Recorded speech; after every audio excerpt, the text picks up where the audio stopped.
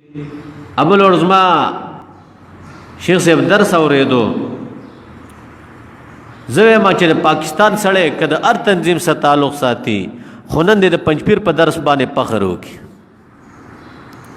ولی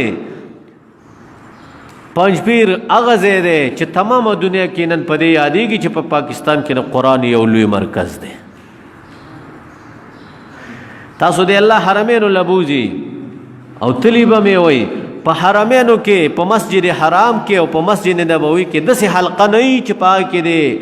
10,000 طالبان ناستي د قرآن درس کې 15,000 دی پکې ناستي د قرآن په درس کې 2,000 دی پکې ناستي د قرآن په درس کې 1,000 دی پکې ناستي د قرآن په درس کې په سوونو نه خو په سوونو یي خو په زرګونو نه او په پاکستان کې الله منګلا داسې یو مرکز عظیمه د قرآن را کړی و چې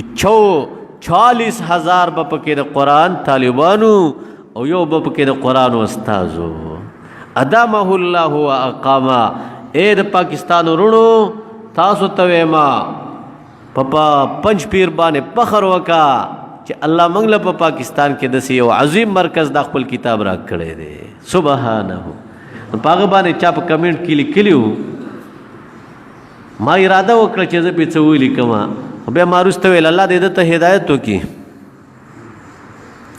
الله دې ده ته هدایت وکړي ځکه دا به نه پوهېږي نو او که هدایت په قسمت کې نه وي دغه ګوته چې تا د قرآن په خلاف خوځولې وه الله دې دله پې کینسر ولګوي پوهېږې یا دې دله پکې الله وی نه وکړي په ژوندینې باندې دا بعضې اشنا څه وایي نه خیرې مه کوه خیرې مه کوه ته ښه پوهېږې څټلې زوا ګیره دې خرولې ده دا بعضې پکې ګیره خرولي هغه به تا ته فتوا درکوي خیره مه کوه الحمدلله دا موږ په کتاب کې لیدلی دي چې خیره چاته کولی شي او چاته یې نشي کولی د دین دشمن دی د قرآن دشمن دی او مضر دی